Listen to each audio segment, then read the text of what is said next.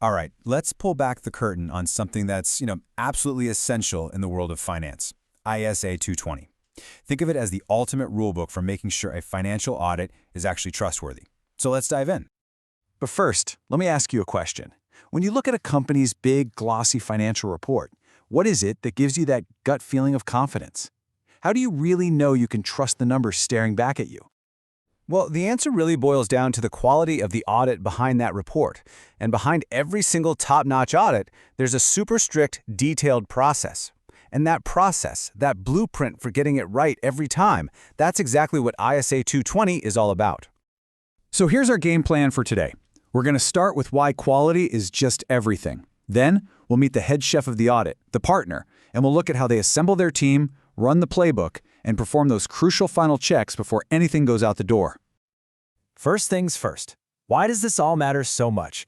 This isn't just about checking off boxes on a form. No, this is about the very foundation of trust in our entire financial system.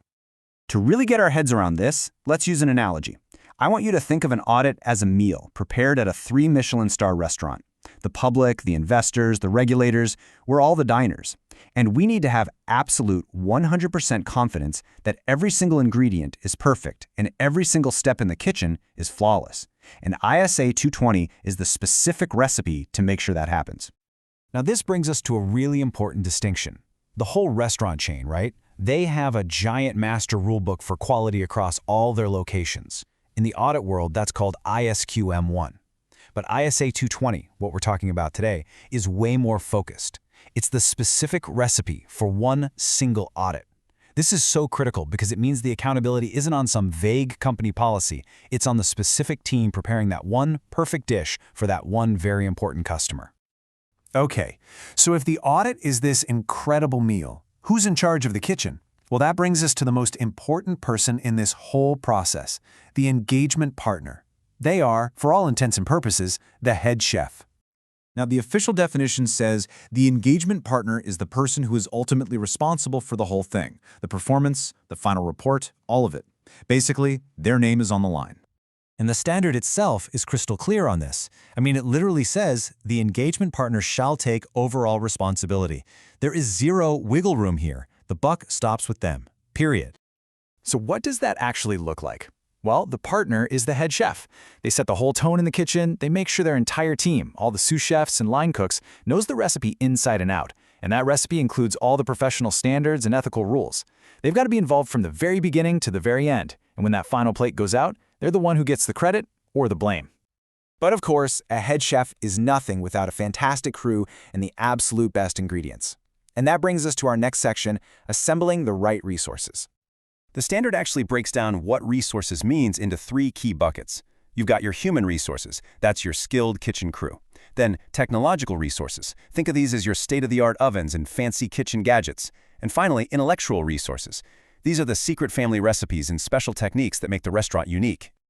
So, the whole point here is that the partner, our head chef, has to make sure the team has everything they need to succeed. And it's not just about having bodies in the room.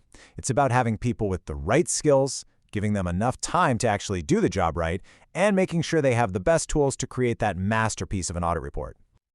Okay, the kitchen is staffed, the ingredients are all prepped. Now it is time for the main event, executing the audit plan, or as we're calling it, overseeing the cooking process. Now, while the audit is happening, the standard points to 3 critical actions for the partner: direction, supervision, and review. You can think of this as the main feedback loop in our kitchen. First up is direction. Picture the head chef at the start of dinner service, huddling the team. They're clearly explaining the recipe, which is the audit plan. They're assigning specific jobs to each person and making sure everybody knows exactly what they're supposed to be doing. Next up, supervision. This is active, hands-on leadership. The head chef doesn't just bark orders and then disappear into their office. No way. They are on the floor, watching everything, tracking progress, coaching the junior members, and jumping in to solve problems the second they pop up. It's constant support. And finally, we have review. And this might be the most crucial part of all. The head chef tastes everything. They check every little component, the sauce, the sear on the steak, the garnish, to make sure it meets their ridiculously high standards. In an audit, this is the partner reviewing all the significant judgments and making sure the team has gathered enough solid evidence.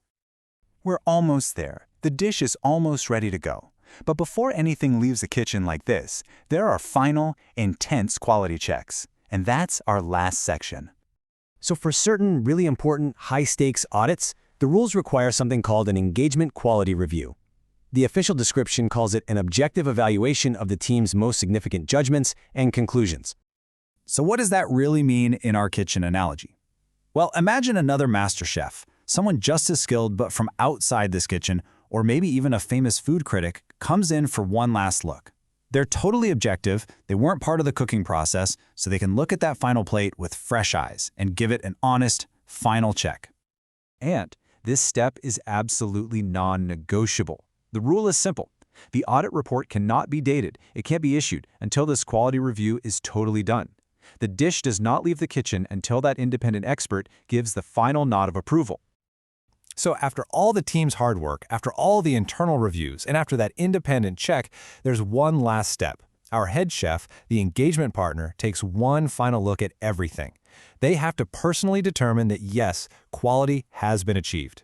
Then they sign off. It's their final approval. The buck really, truly stops right there. And all this leaves us with a pretty interesting thought to chew on. ISA 220 gives us this incredibly detailed process.